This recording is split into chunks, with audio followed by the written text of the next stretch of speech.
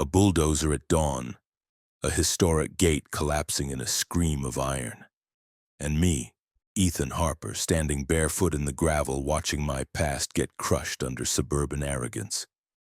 They thought they could erase history. They had no idea what they'd just started.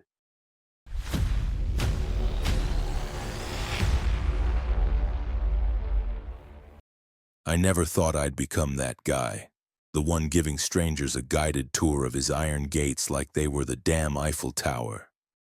But when you've spent almost 5 years of your life restoring a pair of wrought iron giants that once guarded the entrance to an 1890s estate, you tend to get a little sentimental.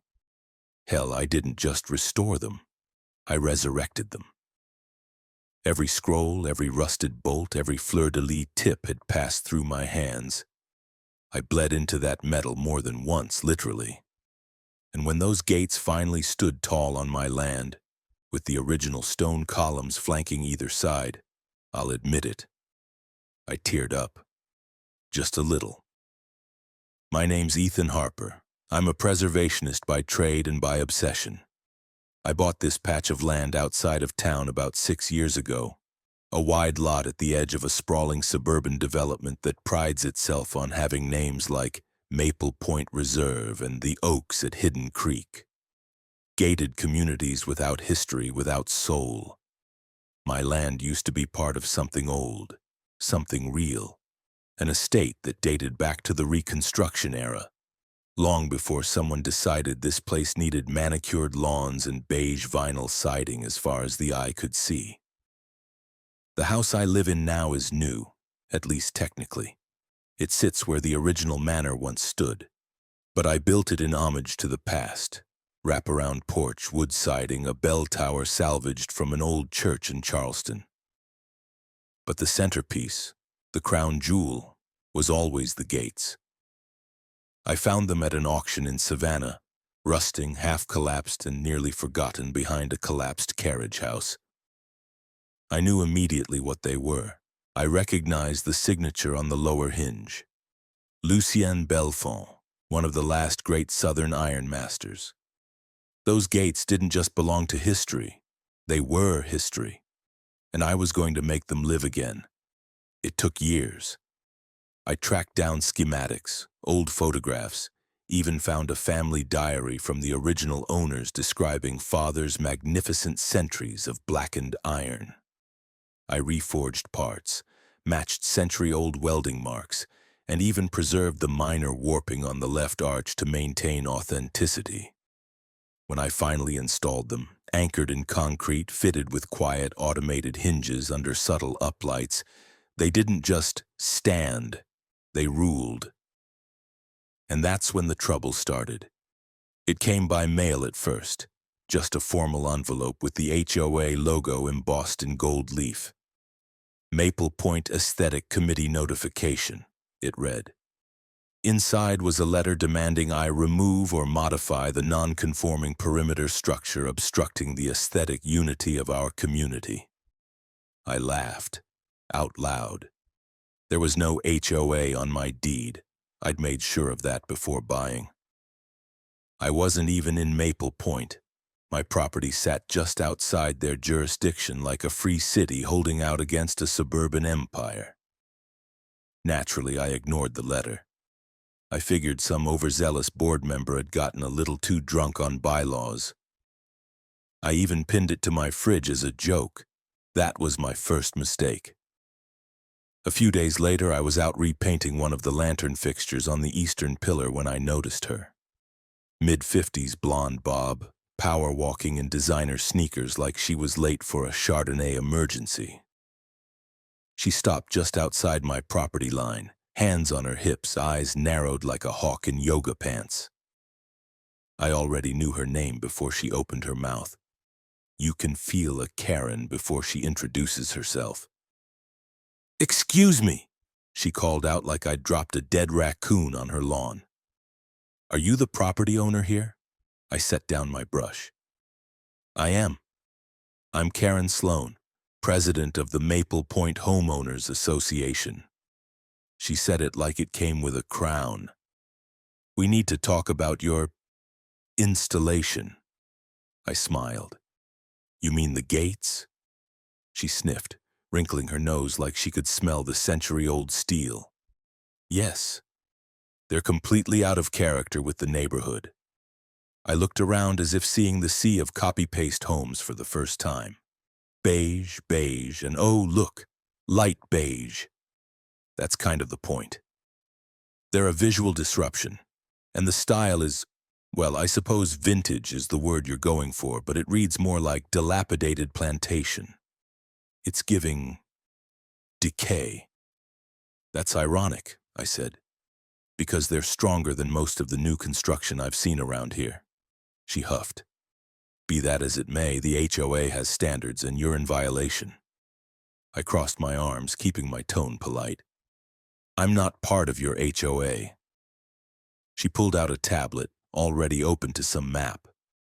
According to our expansion map, your property borders community grounds. The gates face a street maintained by HOA fees, which gives us aesthetic jurisdiction. That's adorable, I said. But I pay my own road maintenance fees. This parcel was grandfathered out of your little empire. I've got the paperwork to prove it. Her smile turned thin, reptilian. Then I suppose we'll just have to discuss this with our legal team. I didn't respond. She turned and marched away, tapping at her tablet like she was sending the hounds.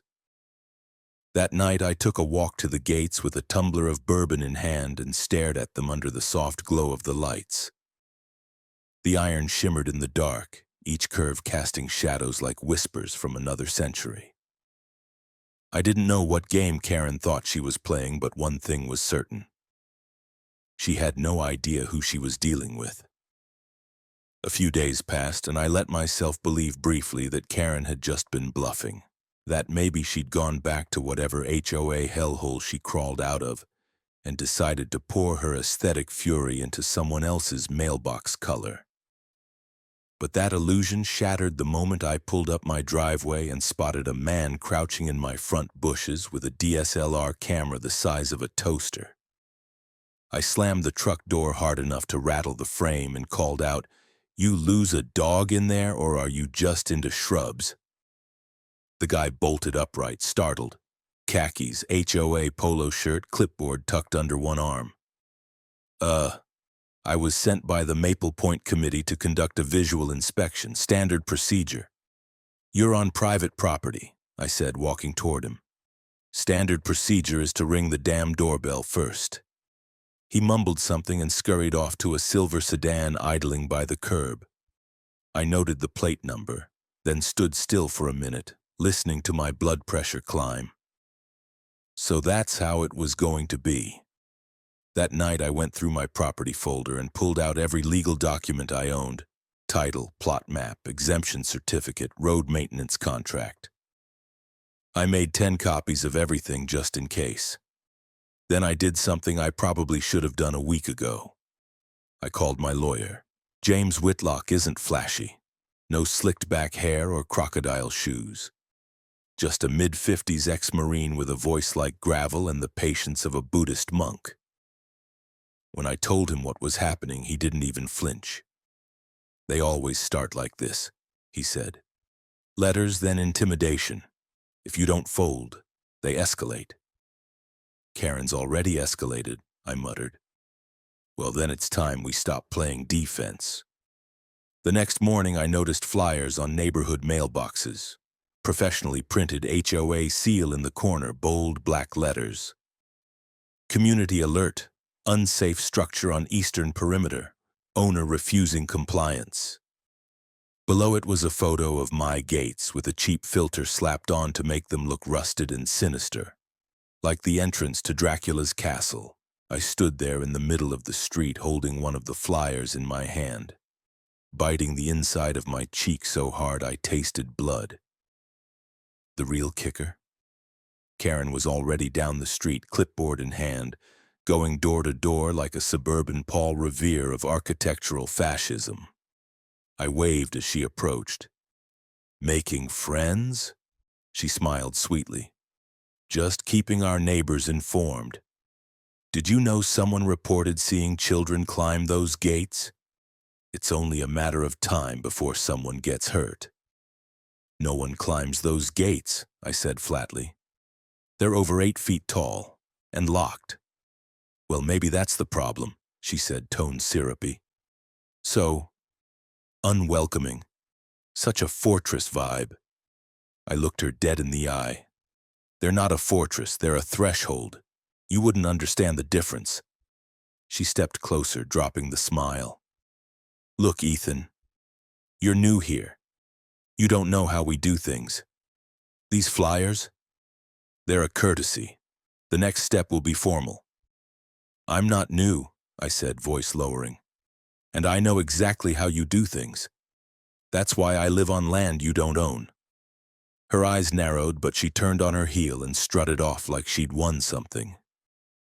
I went straight back inside and pulled out the box labeled security. Inside was the gear I'd used for site documentation. 2 motion-triggered trail cameras, 1 micro lens, and a hidden wildlife cam disguised as a birdhouse. I grabbed a toolkit, marched down to the gate, and installed the birdhouse on the western pillar. The micro lens went behind the crest plate on the wrought iron itself, facing inward toward the driveway. If they were going to escalate, I needed eyes, and if Karen was planning what I suspected, I'd need proof. The following weekend, I was raking leaves near the gate when a car pulled up. A man stepped out in a suit, introduced himself as a community design consultant, and handed me a report. Inside was a full aesthetic review, photos, annotations, even mock-ups of how my gates should look. Modern, aluminum, white. I laughed so hard I had to lean on my rake. This is a joke, right? He blinked. The HOA offers assistance with approved redesigns. We even have contractors on retainer. Let me stop you right there, I said. I'm not part of your HOA. Your redesign is going in my fireplace. He opened his mouth to argue, but I turned and walked away. 2 nights later, someone dumped a bag of mulch over my eastern column. Not damaging, but symbolic. The cameras didn't catch the act. Wrong angle. So I added 2 more. 1 facing the road, 1 mounted discreetly in the mailbox post. Karen wasn't just trying to remove the gates. She was building a case, manufacturing public opinion, provoking incidents, slowly creating a paper trail that would make me look like the villain in my own story. I printed every flyer, copied every letter, saved screenshots of HOA posts. I even started wearing a body cam on the weekends just in case one of her volunteers tried to get physical. I wasn't just protecting property anymore. I was preparing for war. I knew something was off the moment I heard the engine. It wasn't the usual suburban hum of lawnmowers or passing garbage trucks. This was low, guttural, industrial. The kind of sound that doesn't belong on a sleepy street lined with American flags and fake shutters. I was halfway through my morning coffee when the rumble grew louder, and the walls of my house gave the faintest shudder. I stepped out onto the porch and froze. There, crawling up my street like some prehistoric beast, was a yellow Caterpillar bulldozer, escorted by a black pickup with the words Maple Point Improvement Services stenciled in white on the door. I didn't even set the mug down. I just ran. By the time I hit the gravel at the end of my drive, the bulldozer was idling right in front of my gates. My gates, the wrought iron sentinels I had poured blood, time, and history into. The operator sat behind the tinted glass, casually flipping switches while a man in a reflective vest held a tablet and conferred with none other than Karen Sloan, who stood nearby with that smug half-smile she wore like war paint. "What the hell is this?" I barked. Karen turned, cool as ice in her sun hat. "Morning, Ethan. You might want to stand back." I stepped between her and the gates. "This is private property. You have no authority to be here." The man with the tablet cleared his throat. "We've received authorization from the Maple Point Homeowners Association to proceed with removal of an unapproved structure." I stared at him. You're kidding. HOA doesn't govern this land. Karen held up a folded paper with what looked like a contractor work order. It's already been filed. Structure deemed unsafe, non-compliant, a liability. I snatched it out of her hand. This is garbage. It's not signed by any city inspector. There's no court order. This is fraud. The dozer revved slightly as if taunting me. You've had your warnings, Karen said, and for a moment her voice cracked with something almost gleeful. You chose not to cooperate. So we're resolving the issue for the safety of the neighborhood. You touch those gates and I swear to God, the bulldozer lunged. It wasn't fast. Not like in the movies, it was deliberate, almost ritualistic. The metal claw lowered and pressed against the left gate, then gave a slow, grinding shove. There was a screech like a scream dragged through metal lungs, and the gate buckled inward with a crack that hit me in the chest like a physical blow. No! I screamed, sprinting forward. The man with the tablet moved to block me, but I shoved past him just in time to see the right gate twisted sideways like a broken limb. Stone cracked as one of the supporting columns crumbled, sending a cascade of mortar and antique brick onto the ground. I ran toward the cab of the bulldozer, fists clenched, but the machine backed off just as fast. The operator put his hands up like he was the victim. Behind me, Karen was already filming with her phone, narrating like she was hosting a goddamn documentary. This is what happens, she said sweetly, when non-compliance endangers a community. I turned toward her, my whole body trembling. You just committed felony vandalism. That gate was on the National Historic Registry watch list. It was part of a live cultural preservation claim. You have no idea what you've done. Her eyes flickered just for a moment. Then came the shrug. We'll let the lawyers sort it out. I stared at the wreckage. Twisted metal, shattered stone, a history razed in minutes. Then I remembered the camera, the little hidden lens embedded in the iron crest, still intact, still recording. I smiled. I hope you do like lawyers, I said, my voice low and level. Because you're going to see a lot of them. Police arrived 20 minutes later. Someone, probably one of Karen's lapdogs, had called them in advance, claiming I was making threats. When they pulled up, I was standing by the remains of the gate, holding a chunk of the iron in one hand, dirt and rust on my fingers like blood. They tried to keep it calm, took statements, asked to see documents. I showed them the boundary lines, the registry forms, the permit logs. The officer, a young guy with an air of someone who'd rather be anywhere else, scratched his head and said, They actually hired a bulldozer to do this? Karen, still recording, chirped, We acted in the best interest of the community. I handed him a flash drive. What's this? He asked. Footage from the internal gate camera. Audio too. He blinked. You had a camera in your gate? 2, actually, I said. I like to be thorough. Karen's face fell. Just slightly, just enough. As the officers began to separate us for formal statements, I walked back to the rubble and crouched beside it, gently setting down the twisted metal in my hand. I ran my fingers over the burned edge of the crest. Half of the Belfont signature was still visible. Not gone, not erased, just wounded. I took a deep breath, let it out slowly. They wanted a war? Fine, they'd get one. The morning after the gates came down, I woke up feeling like I'd been hit by a truck made of bureaucracy, rage, and second-hand smugness. My hands were still sore from digging through the rubble the night before, and the silence where the gates used to creak open was unbearable. It felt like someone had taken a knife to the throat of history and smiled while doing it. I started with a phone call to James, my lawyer. He didn't say anything for the first 10 seconds after I told him what happened.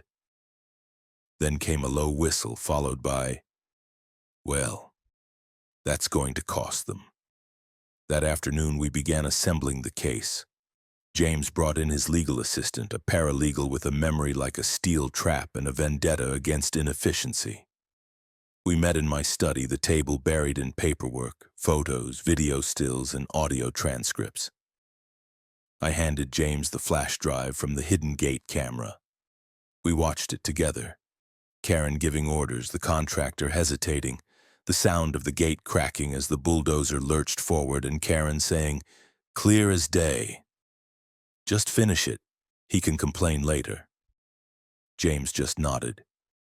"That's criminal destruction of property, trespassing, and at least 3 different forms of civil liability, maybe more." "She did it in broad daylight," I said, smiling. "She's going to be smiling on a mugshot," he muttered. But that wasn't the only thing we had. I showed him the document I'd filed 3 weeks prior, official notice of intent to donate one side of the gates to the Heritage Conservancy of South Carolina. That single-page document triggered federal protections under Section 36 of the Code of Federal Regulations. Once something is under active cultural consideration, any unauthorized alteration becomes a federal issue. James read the form twice, then looked up. "You brilliant bastard." "I call it the cultural bear trap," I said, sipping my now cold coffee. "Laid it when I saw the HOA starting to circle." We compiled a damage report next. Not just the financials, though that alone was staggering. Between the historical value, restoration hours, installation, materials, and legal filings, we were already pushing over $600,000 in damages.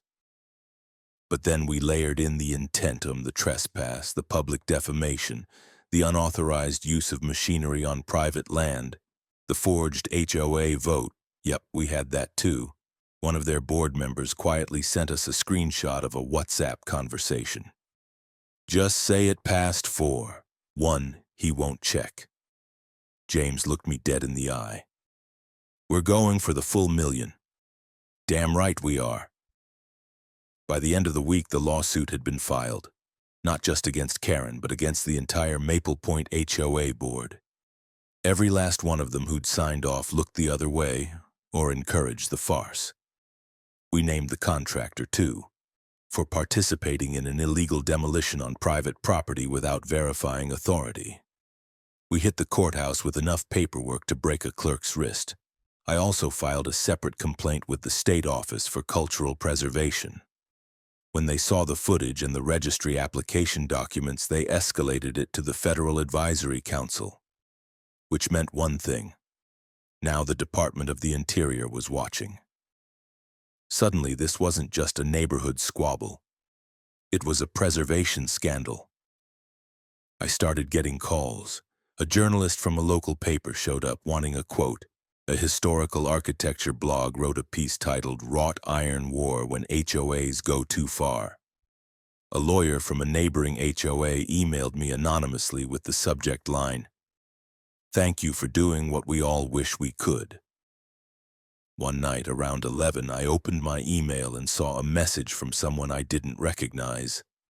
No subject line, just a single attachment. A phone-recorded video of Karen in her living room, clearly drunk, holding a glass of white wine and ranting to a group of HOA board members. She slurred, "He acts like he owns the place. Well, technically he does, but that's beside the point. Those gates were ugly. They were aggressive. I fixed it. I fixed it for everyone." She toasted herself. I forwarded it to James without a word. Within days, subpoenas went out. Depositions were scheduled. The HOA board tried to claim it was a misunderstanding, that Karen had acted independently. But the receipts told a different story. So did the emails we pulled via discovery. Thread after thread of HOA members discussing the gates as a blight, a power move, an eyesore that makes us look like peasants outside a castle. They didn't just hate the gates, they hated what they stood for: independence, permanence, history. They wanted sameness, beige conformity, nothing that reminded them of a time before their lawn rules and block party committees. Too bad. I wasn't going to give them an inch. Not in court. Not in life. Court isn't like on TV. There's no sudden shouting of objection or dramatic gasps from the jury. It's slower, colder. But underneath all that gray carpet and procedural language, it burns. And when the doors to the hearing room opened that morning, I could feel the tension in the air like static before a lightning strike. There were more people than I expected. Journalists, architecture nerds, pissed-off homeowners from other HOAs, even a retired state historian who gave me a wink as I passed. The story had gone semi-viral after a local news station ran a segment titled, "The Gate That Launched a Lawsuit." Someone even made a t-shirt. I didn't wear it, but I kept one in my bag, just in case. Karen showed up with an entourage, 2 lawyers, a PR rep, and that same dead-eyed smugness she wore like it was Chanel. Her board members were there too, trying to look like a respectable council instead of the petty little junta they were. James leaned toward me and said, "Relax, the facts are on our side, and we brought the big guns." And we had expert witnesses, historic preservationists, a forensic contractor, even the museum liaison who confirmed the donation of the gate segment, the one that triggered federal protections. When she took the stand and explained that destroying the structure was legally equivalent to bulldozing a protected archaeological dig, you could feel the temperature drop around the HOA's table. Then came the footage. The judge allowed it without hesitation. We played the hidden gate cam video.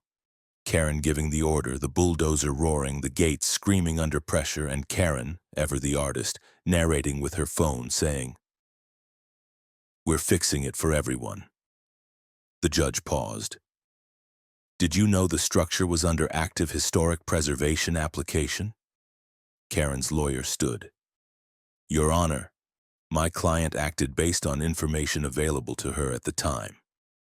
And that information included what? Gut feeling? Personal taste?" Her mouth tightened. Then came the emails.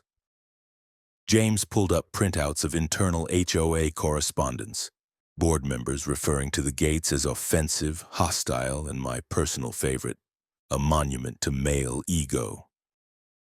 We had proof the vote to remove them had been falsified, dates didn't line up, digital signatures had been pasted in. One member, under oath, admitted they had been pressured by Karen. Another just flat out broke down and said, "We thought he'd never fight back." I testified last. I described the restoration process, the hours of research, the historical context, the personal investment. I talked about my great-great-grandfather who once walked through those very gates. I told them about the cameras, the threats, the sabotage, the flyers labeling me a danger to the neighborhood. Then I held up the twisted piece of iron from the gate's crest, the half-melted Belfont signature still visible in the metal. "They weren't just iron," I said. "They were a link, a thread to something older than any of us, and they destroyed that link out of arrogance and boredom." Karen's lawyer tried to paint me as obsessive, said I cared more about metal than people. I just smiled. The jury didn't. We called the contractor next. Poor guy looked like he'd rather be anywhere else. "Who authorized the demolition?" James asked. "Karen Sloan. She told me the HOA owned the land and that the homeowner had abandoned the structure." "And did you verify that?" "No. I trusted her." "Do you now?" He glanced at Karen. "Not even a little." Final arguments were short. The facts spoke for themselves. A board of volunteers had weaponized power. They didn't have to destroy something they didn't understand. The judge took 2 days to deliberate. When the verdict came down, I was already preparing for an appeal, just in case. But I didn't need it. The ruling hit like thunder. Maple Point HOA and its board were found liable on all counts: trespassing, destruction of protected property, defamation, fraud, and conspiracy. The contractor was fined but spared worse due to his cooperation. Karen, however, got the full weight of it.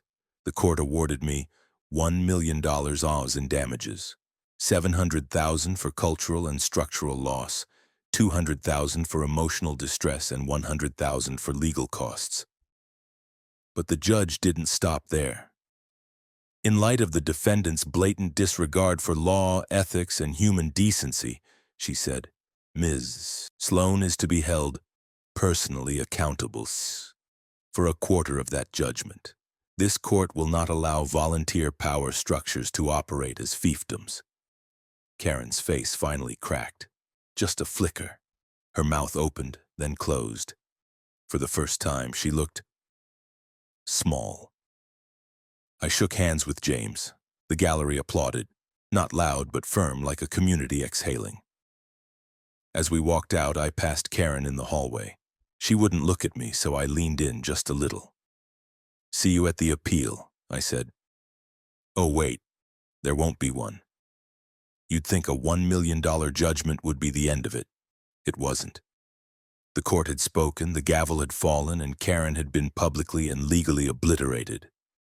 But I should have known. People like her don't lose. Not quietly, anyway. The first red flag came 3 weeks after the ruling. My lawyer called me at 8 in the morning, voice tight. "She hasn't paid," James said. "What, any of it?" "Not a cent. Not even a gesture. No call, no payment plan, nothing." "Figures," I muttered, already clenching my jaw. "Worse," he added. "She filed for bankruptcy." I almost dropped my coffee. "You've got to be kidding me." "Nope. Chapter 13. Claims she can't afford the judgment, wants it restructured into cents on the dollar over 20 years. She drives a Lexus," I snapped. "Correction, she did." Apparently, she'd transferred ownership of the car, her house, her stock portfolio, even a chunk of retirement savings, to her niece, who, according to legal documents, had suddenly become the beneficial holder of almost everything Karen once owned. It was the kind of clumsy, transparent move that would make a crime drama writer roll their eyes. But this wasn't fiction. This was HOA Karen trying to outmaneuver the justice system like it was a bake sale committee. Luckily, we saw it coming. James filed an immediate fraud complaint with the bankruptcy court. We subpoenaed transfer records, pulled email logs, and requested every scrap of documentation tied to the niece, who, surprise, was also on the HOA social media committee. We even found a series of text messages where Karen wrote, "I'm not paying that arrogant bastard a dime. Let him sue air. I'll be judgment-proof by the end of the month." And then came the cherry on top. Her niece posted a photo on Instagram of herself lounging in Karen's old living room with the caption, "Auntie's new minimalist chapter." Hashtags included clean start and buy bills. It took less than a week for the court to respond. The judge ordered a fraud investigation and froze all asset transfers. Karen's bankruptcy was declared invalid due to bad faith filing. Not only did she owe the full amount again, now she owed $50,000 more in sanctions and was ordered to pay my additional legal fees. She tried to appeal that ruling too. It didn't go well. At her hearing, the judge's voice was ice cold. "You do not get to bulldoze a man's history, lie under oath, and then manipulate the system to evade consequences. You've lost. Accept it." Karen finally cracked. Not in front of me. She wasn't that gracious. But a few days later, a video surfaced online. She was on someone's podcast, some community governance forum with 24 viewers, sitting on a folding chair in what looked like her niece's garage, sipping wine out of a paper cup and ranting about ungrateful neighbors, weaponized nostalgia, and how men like Ethan always get away with playing the victim. She called the ruling an attack on women in leadership. It would have been funny if it weren't so pathetic. The final blow came when a local watchdog blog did a deep dive into her HOA reign. Turns out, my case was just the loudest. Over the years, she'd tried to fine a retired veteran for flying an oversized flag, threatened to evict a woman over an unapproved wind chime, and demanded a family paint over their kid's sidewalk chalk art. Suddenly, I wasn't a lone rebel anymore. I was the guy who'd finally taken down the HOA tyrant. The Maple Point board resigned en masse within the month. In their place, a temporary civic mediator was appointed by the county. A complete audit of HOA finances began, and what do you know? Turns out Karen had approved a landscaping project from a company owned by her cousin. At double market rate, she disappeared after that, moved out in the middle of the night, according to one neighbor. Left behind a rusted patio set and a pile of HOA rulebooks in the recycling bin. I won't lie, I stood at the end of my driveway and watched the moving truck disappear. It didn't feel like revenge, it felt like closure. Justice had been served, and Karen, she was just another bad chapter finally torn out. It took me 4 months to rebuild the gates, not because it was hard. I had the blueprints, I had the salvaged pieces. Hell, I had better tools now thanks to the lawsuit money. But I didn't want to rush it. This time, every weld, every curve, every precise angle, I did it slow. Deliberate, like an exorcism. Like I was undoing each ounce of pettiness, spite, and blind conformity they'd tried to hammer into my life. I salvaged what I could from the rubble. One of the stone columns had cracked clean through and had to be rebuilt from the foundation up. But the other had survived, scarred, but intact. I kept the scars, ran copper wiring through the damaged edges and set new lanterns inside them so that every night they glowed faintly like a scar healing from within. The gates themselves? I didn't just remake them, I elevated them. Where there once was black iron, I layered darkened bronze. I had an artist friend from New Orleans design custom medallions, one for each side, depicting the original estate in relief, framed in wrought leaves. Above them I forged a single phrase into the arch in Latin. Historia Custodes. Guardians of history. I didn't throw a ribbon cutting or invite reporters, but people came anyway.